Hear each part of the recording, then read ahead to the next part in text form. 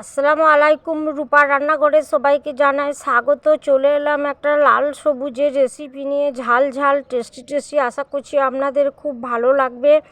এখানে আমি নিয়েছি পেঁয়াজ, পেঁয়াজটাকে ছিলে নিয়েছি লাল লাল টমেটো নিয়েছি পুদিনা পাতা, এখানে নিয়েছি কয়েক দানা রসুন নিয়েছি একটা কাঁচা আম, আর নিয়েছি ধনে পাতা।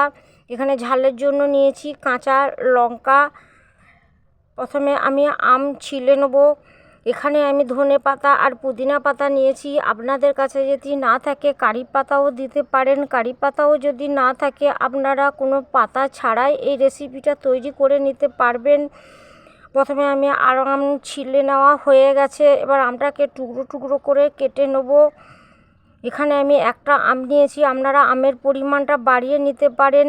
এখানে আমি টমেটো 4টে নিয়েছি, 4টের জন্য একটা আম নিয়েছি। আমের পরিমাণ বাড়ালে টমেটো পরিমাণটা বাড়িয়ে নিতে হবে। এবার কড়াইয়ের মধ্যে দিয়ে দিচ্ছি সর্ষের তেল। তেলটা গরম হয়ে গেছে, এবার টমেটোগুলো তেলের মধ্যে দিয়ে দিচ্ছি। গ্যাসের ফ্লেমটাকে আমি লো করে রেখেছি। লো করে এই টমেটোটাকে আমি ভাপিয়ে নেব। রসুন আম দিয়ে এবার ঢাকনা ঢেকে দিচ্ছি। যতক্ষণ পর্যন্ত সেদ্ধ না হয় ততক্ষণ পর্যন্ত জাল করে নেব। এবার চেক করে নিচ্ছি টমেটোগুলো ফেটে গেছে, সেদ্ধ হয়ে গেছে সমস্ত কিছু। এবার আমি ঠান্ডা করে নেব। ঠান্ডা করে একটা বাটির মধ্যে তুলে নিয়েছি। এখানে আমি চপার নিয়েছি, চপারের মধ্যে এই রেসিপিটা তৈরি করব। আপনাদের কাছে চপার না থাকলে আপনারা হাতে চটকেও করে নিতে পারেন। পেঁয়াজ ধনেপাতা কুচিগুলো কুচি কুচি করে কেটে নেবেন। এখানে আমি খোসাগুলোকে ফেলে দিচ্ছি, মুখে লাগবে সেই জন্য।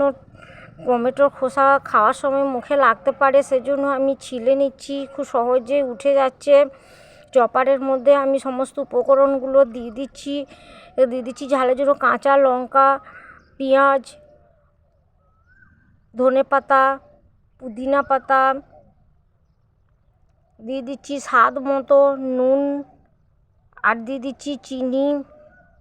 এবার চপারের ঢাকনাটাকে আমি লাগিয়ে দিচ্ছি।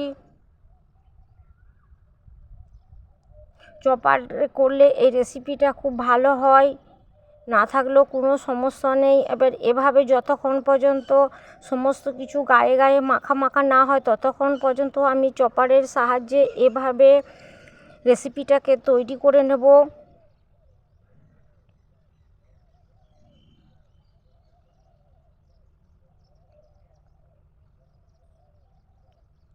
এবার খুলে চেক করে নেব। দেখুন কত সুন্দর আমার সমস্ত কিছু মাখা মাখা হয়ে গেছে।